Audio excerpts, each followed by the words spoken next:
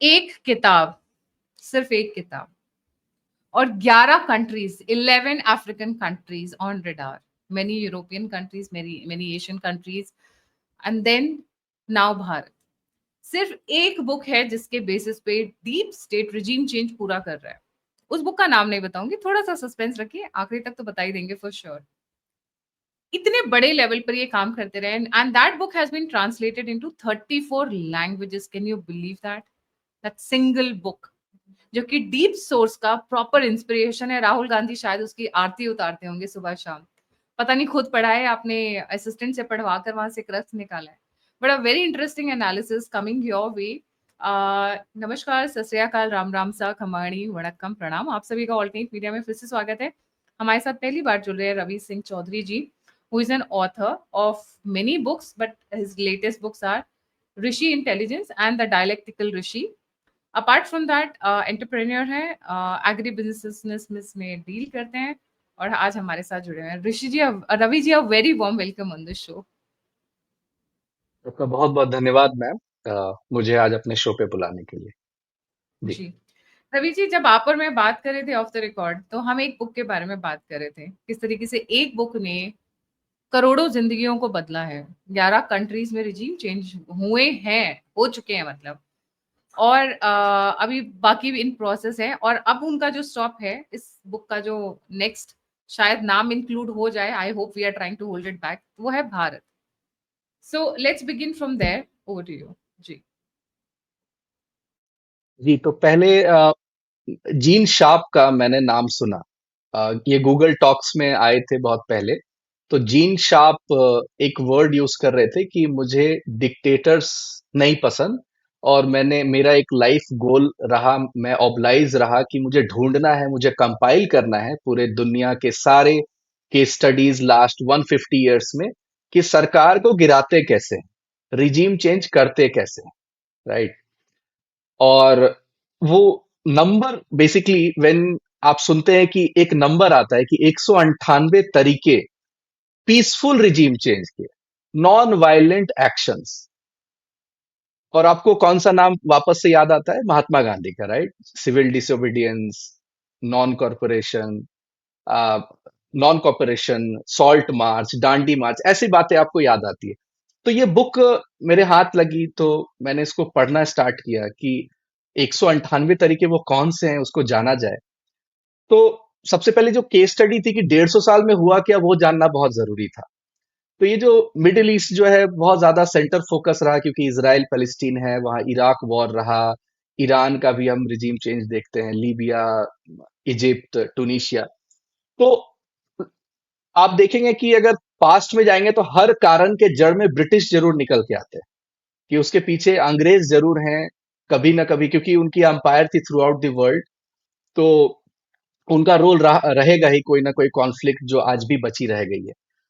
तो आप देखेंगे कि सद्दाम हुसैन का या केस है, या गद्दाफी का केस है, या अयतुल्ला खोमेनी का केस है, तो यहाँ पर क्या बताया जा रहा है कि एक डिक्टेटर है जो केमिकल वेपन बना रहा है या न्यूक्लियर वेपन बना रहा है। ये रिजीम चेंज ह्यूमैनिटी के लिए, ह्यूमन राइट्स के लिए हमें इन सरकारों को बदलनी है। तो इसे हम क्या कहते हैं कि टॉप टू डाउन अप्रोच। आप किसी देश के गवर्नमेंट को कैसे बदलते हैं? ऊपर से, ऊपर की जो बॉडी है। और ये वहां आसान होता है जहां ऑलरेडी राजतंत्र रहे हैं, जहां ऑलरेडी मोनार्क हैं, जहां ऑलरेडी डिक्टेटर है। अच्छे, आप डिक्टेटर को हटाते हैं और उसको रिप्लेस करते हैं और कहते हैं कि इलेक्शंस को कंडक्ट कराना चाहिए। लेकिन तो बेसिकली ये ये मिलिट्री अरब, मिलिट्री फॉर्म में होता है, ये वाला जो आप कह रहे हैं टॉप टू डाउन अप्रोच में। पहले जो हम चाणक्य की तरीके से भी बात कर सकते हैं, साम होता है, पहले तो समझाया जाता है कि भाई मेरे पॉलिसी के साथ अलाइन कर जाओ, क्योंकि ऑयल बेसिकली है मिडिल ईस्ट में। तो ऑयल है, तो ऑयल का जो ट्रेड है उसको हमारे अकॉर्डिंग करने दो, नहीं करोगे तो सरकार गिरा देंगे। तो पहले तो धमकी आएगी, फिर राइवल्स खड़े होंगे, बेसिकली उनका जो कोई ऑपोजिशन होगा उसको सपोर्ट किया जाएगा। अब यहाँ पर ये देखिए, ये हमें तो बोलते हैं कि डेमोक्रेसी लाने के लिए हम किसी किसी कंट्री में जा रहे हैं, ये गवर्नमेंट जो है बियॉन्ड करप्शन जा चुकी है। बट कहीं कहीं ये डिक्टेटर को ही बैठाते हैं, या मुजाहिदीन जैसे उसको भी ये बेसिकली पालते हैं। चाहे आप अफगानिस्तान ले ले, तो पूरा क्या है, मुजाहिदीन को किसने पाला? अलकायदा को किसने पाला? तो यूएस ने पाला। क्यों? क्योंकि यूएसएसआर एक डेमोक्रेटिक गवर्नमेंट चला रही है, तो डेमोक्रेसी के अगेंस्ट में क्या आएगी? ये इन्फ्रिंजेंट ग्रुप, रिलीजियस ग्रुप्स, डिक्टेटर्स। तो जहां उनको लगता है डिक्टेटर बैठाना चाहिए, वहां वो डिक्टेटर बैठाते हैं। जहां उनको लगता है कि नहीं, अब हमें पब्लिक की परसेप्शन चेंज करनी है, तो वहां पब्लिक परसेप्शन वो चेंज करते हैं। तो ये सारा तो है 90s के पहले का सारा टॉप टू डाउन अप्रोच। आप ऊपर से या तो कैरेक्टर असैसिनेशन करते हो व्यक्ति का कि देखो ये केमिकल वेपन बना रहा है। इराक का जो पूरा कहानी है सद्दाम हुसैन पे ये है ना कि केमिकल वेपन, न्यूक्लियर वेपन ये बना रहा है, इसलिए उसको मारना जरूरी है ह्यूमैनिटी के लिए। और बाद में जो भी डॉक्यूमेंट एविडेंस आते हैं, कोई भी डायरेक्ट कोरिलेशन नहीं होता है। यहां तक कह दिया गया कि 9/11 में भी सद्दाम हुसैन का कनेक्शन था, इसलिए हमें, और वो इवेंट के बाद ये ज्यादा एग्रेसिव हो जाते हैं। तो ये सरकार बदलने का पुराना तरीका है। और रूट में जाएंगे तो ये सब क्या चाह रहे थे? आइडियोलॉजिकली चाह रहे थे कि यूनाइटेड अरब हो, हमारी अपनी भाषा हो, अपना रूल ऑफ गवर्नमेंट हो, और अपनी करेंसी हो। हम डॉलर की हेजेमनी नहीं मानेंगे। तो लड़ाई कहां से शुरू होती है? करेंसी से। तो भारत को भी अगर अभी देख सकते हैं कि कहानी क्या है रशिया के साथ, ये करेंसी की ही मेन बात है, राइट? तो करेंसी या डॉलर की हेजेमनी या प्रो सोवियत आप हैं, तो हम आपके अगेंस्ट हैं, और वहां पर हम टॉप टू डाउन अप्रोच में जाएंगे। जी। जी। ये था टॉप टू डाउन अप्रोच, जिसमें जैसा कि आप बता रहे थे, अफ्रीका की बहुत सारी 11 कंट्रीज सॉ रिजीम चेंज, और उनको राइट। कहा जाता है अरब स्प्रिंग, और एंड दिस अरब स्प्रिंग का हैपेंड। मतलब क्या है? जी। स्प्रिंग का क्या मतलब होता है? बसंत। मतलब एक नया काल, एक नया समय, नया सृजन होगा, बदलाव आएगा, राइट? बदलाव आएगा, तानाशाही से मुक्ति मिलेगी। लेकिन हुआ क्या? सीरिया का आप कंडीशन देख लीजिए। सीरिया का नाम याद आते ही हमें क्या लगता है? मतलब कोई कंट्री जहां पर आप पैदा ले वो सीरिया तो कम से कम ना हो, ऐसा है सीरिया के इमेज, राइट? आईएसआईएस जो है, सबसे बड़ी बड़ी टेररिस्ट ऑर्गेनाइजेशन का जगह बन गया। पैलेस्टीन का नाम ले ले, वहां पर जितने हमस का आप नाम ले ले, तो डिक्लाइन में कोई कंट्री अगर जाएगी, ढंग से चल रही थी कंट्री, ठीक है। डेमोक्रेसी हर जगह कॉम्पेटेबल नहीं होती है, यही मेन सच्चाई है। जो भी कम्युनिटी होती है, जो भी कॉन्टिनेंट होता है या कंट्री होती है, उसका अपना हिस्ट्री है, कल्चरल हिस्ट्री है कि वो कैसे गवर्न होते हैं। अगर वो राजतंत्र में अच्छे ढंग से चलते हैं तो वो उसके लिए बेहतर है। आप कॉन्सेप्चुअली बोल दे कि ठीक है, नहीं डेमोक्रेसी ज्यादा बेहतर है, बट ये लोग डिसाइड करते हैं कि उन पर कौन सा रूलिंग मैकेनिज्म काम करेगा। तो ये डेमोक्रेसी लाने के चक्कर में यहां सिर्फ केओस पैदा हुआ, यहां सब इन्फ्रिंजेंट ग्रुप्स पैदा हुए, गरीबी बढ़ी, 30%, 40% पॉवर्टी बढ़ी। इराक जो इतना समृद्ध हुआ करता था, सब लोग डिक्लाइन में चले गए एक साथ। ऐसा नहीं कि अ, और सऊदी अरेबिया क्योंकि हमेशा यूएस प्रो यूएस रहा, तो वहां पर ये अरब स्प्रिंग नहीं हुआ। ठीक है। अरब स्प्रिंग के बाद कलर रेवोल्यूशन हुआ यूरोप में, राइट। या यूरेशिया अब का हो। राइट, तो अब टॉप टू डाउन में एक भारत का भी एग्जांपल ले लेते हैं। जैसे लाल बहादुर शास्त्री का जो एसासिनेशन है, this is called top to down approach, right?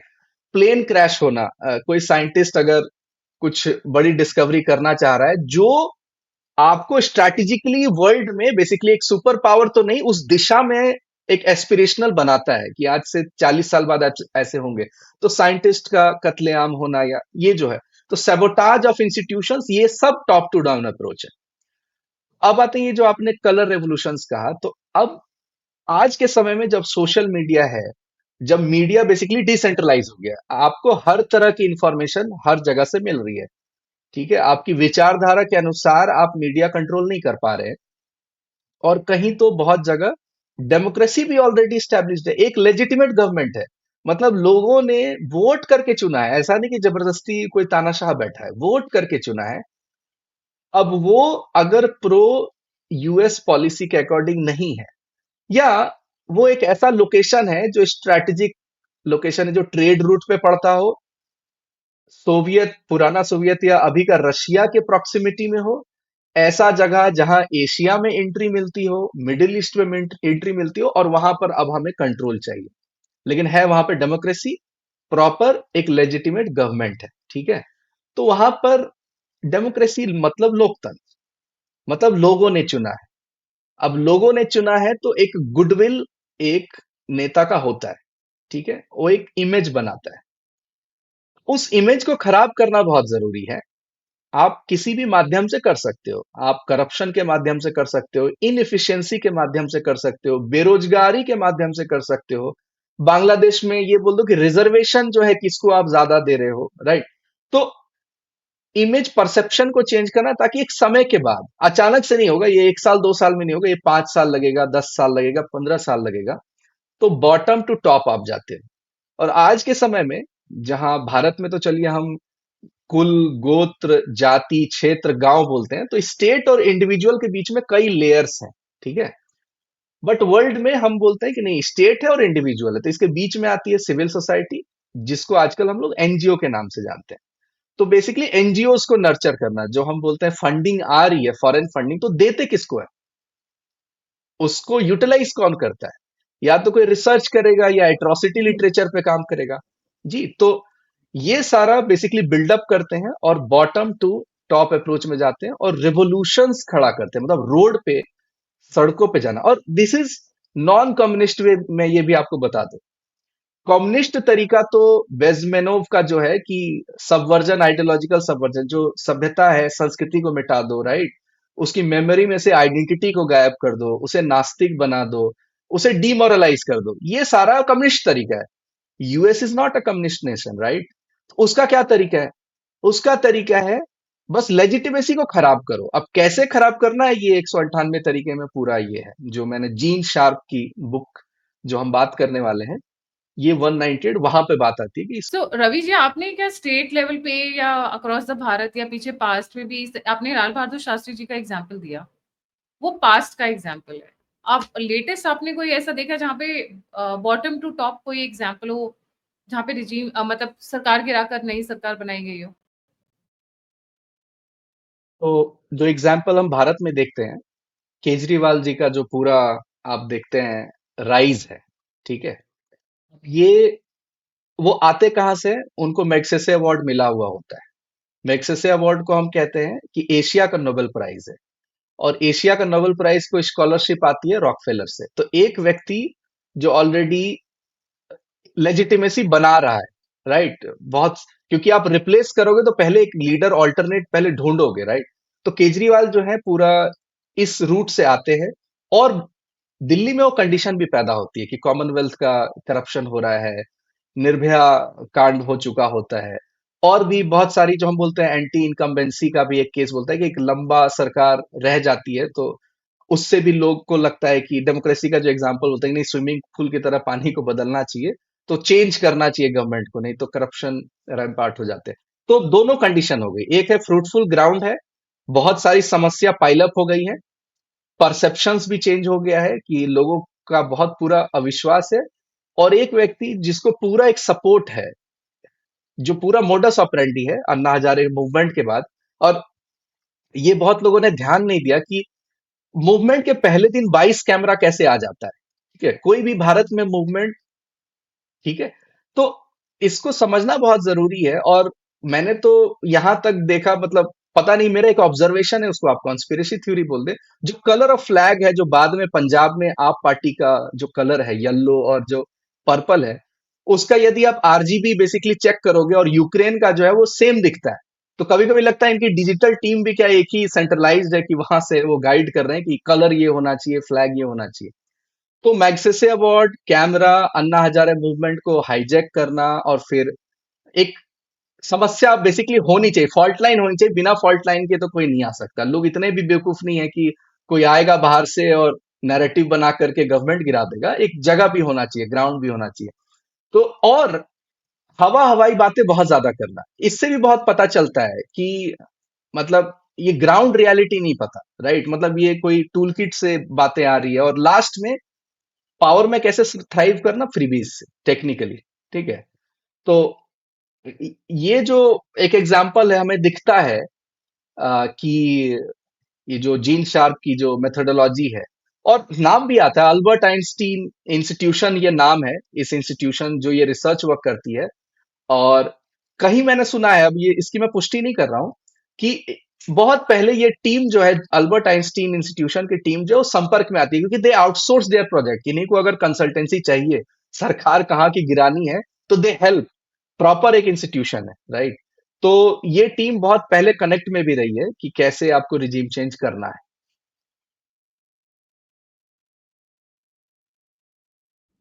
सो भारत अब सेंट्रल गवर्नमेंट के साथ अभी क्या चल रहा है? ये जो आप राहुल गांधी देख रहे हैं चीफ इलेक्शन कमिश्नर के साथ कर रहे हैं, पीछे किसान मूवमेंट हुआ, सीए के राइट्स हुए, ये आप इनको सेम लाइमलाइट में देख रहे हैं? देखिए, कुछ नाम बाहर आ चुके हैं तो अब क्या है, पब्लिक डोमेन में आ गए। जैसे जॉर्ज सोरोस का नाम आ जाता है, या ग्रेटा से जो गलती से अपलोड हो जाता है टूल किट, राइट? तो अब क्या है कि these are not conspiracy theory, अब बहुत क्लियर हो जाता है, अब ओपन डिस्कशन में आ गया। लेकिन सारे इवेंट्स को अगर एक साथ आप रखते हैं, तो उसकी जो मोडस ऑपरेंडी है, वो आपको पूरा प्लेबुक में मिलता है। पूरा का पूरा प्लेबुक में मिलता है। मैं रिसेंट से ही स्टार्ट करता हूं, जैसे इलेक्शन कमीशन को ही, इंस्टीट्यूशन को ही इलेजिटिमेट बनाना। तो जीन शार्प कहते क्या है? अब मतलब ये थ्योरी बनी कहां से, ये मैं अगर एक्सप्लेन करूं तो जीन शार्प बहुत अच्छे से समझाते हैं इस बात को कि ये गवर्नमेंट टिकी हुई कैसे है। अगर डीप में हम जाएं तो डेमोक्रेसी टिकी हुई कैसे रहती है, या डिक्टेटरशिप? इंस्टीट्यूशंस की वजह से। उसके पास इलेक्शन कमीशन है, उसके पास जुडिशरी है, उसके पास ब्यूरोक्रेसी है, उसके पास, राइट? तो ये एक कुर्सी अगर है तो उसके ये पांव है, ये टेबल के लेग्स हैं। उस लेग्स को आपको तोड़ना है। और यहां पर अ, आप पूरे सिस्टम को ही करप्ट बता सकते हो कि देखो सारा व्यवस्था ही देखो बिका हुआ है। ठीक है, तो ये आपको रिसेंट आपको दिखता है। ईवीएम वाला तो चलिए ठीक है, वो कोई हारता है तो कहता है कि नहीं ईवीएम ही हैक हो गया, that's the different kind of. But institution को ही बोलना कि यही करप्ट है, राइट? इनएफिशिएंसीज है भारत में, हम सभी को पता है। तो ये एक इवेंट मुझे दिखता है कि इंस्टीट्यूशंस की लेजिटिमेसी पे बार बार प्रश्न उठाना, ट्रोल करना ब्यूरोक्रेट्स को, पीछे पड़ जाना, आइडिया को विरोध नहीं करना, व्यक्ति का विरोध करना। ये भी इस गेम का पार्ट आता है, क्योंकि आइडिया एब्स्ट्रैक्ट होता है। आप व्यक्ति के पीछे पड़ोगे तो व्यक्ति पीछे हट जाता है और वो अपना स्टैंड बदल सकता है। पीछे जाओगे तो शाहीन बाग में ये है कि गेस्चर्स देना, थिएटर्स का प्रयोग करना, आपको साउंड्स का प्रयोग करना, राइट? आप फार्मर प्रोटेस्ट में जो लंगर का प्रयोग है, उसमें है कि भोजन का प्रयोग करना, ह्यूमन कॉज को लाना, सिंपथी गेन करना, भीड़ को खींचना, और भीड़ को खींच करके बताना कि देखिए कितना ज्यादा सपोर्ट है, मतलब एक्चुअल में फार्मर का इतना सारा प्रॉब्लम है तभी इतनी भीड़ आई है। ठीक है, हिंडनबर्ग रिपोर्ट का आपको दिखना, राइट? ठीक है, जो भी एम्पावर करती है गवर्नमेंट को या देश को, नॉट गवर्नमेंट, गवर्नमेंट को विरोध करने का सबको अधिकार होना चाहिए अगर वो सही काम नहीं कर रही, लेकिन इकोनॉमिक एंगल पे, सोशल एंगल पे, पॉलिटिकल एंगल पे, जो भी एंगल है, उस एंगल की लेजिटिमेसी, उस एंगल का कॉपरेशन। ये नॉन कॉपरेशन क्या होता है? क्योंकि सभी लोग कॉपरेट कर रहे हैं तभी देश चल रहा है, सभी लोग एक साथ आके मिल। तो जितने भी प्रोटेस्ट हैं आप देखिएगा कि ये सक्सेसफुल इसलिए नहीं हुए क्योंकि एक्चुअल पब्लिक सेंटिमेंट नहीं था साथ में।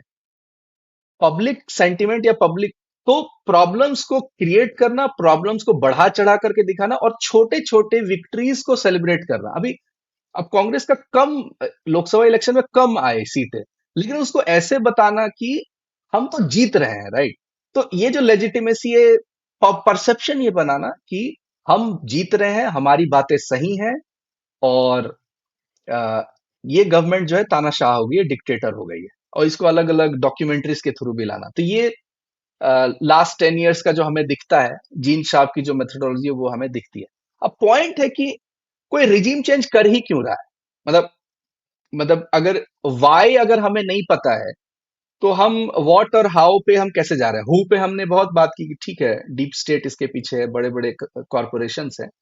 तो एक जो बेसिक फंडा किसिंजर से आता है, हेनरी किसिंजर जो बहुत फेमस है और बहुत बड़े बड़े स्ट्रैटेजिस्ट माना जाता है यूएस के, तो वो कहते हैं कि आ, ये जो नेशनलिज्म है ये आउटलिव्ड कर गया है, ये 18-19 सेंचुरी की बात है। अब हम नेशनलिज्म या नेशन थ्योरी की दुनिया में नहीं रहते हैं, अब हमें ग्लोबलिस्ट होना चाहिए। और वही व्यक्ति फिर ये भी कहता है कि when you control the oil you control the nations, when you control the food you control the people, ठीक है, and when you control the finance you control the whole world, the same person.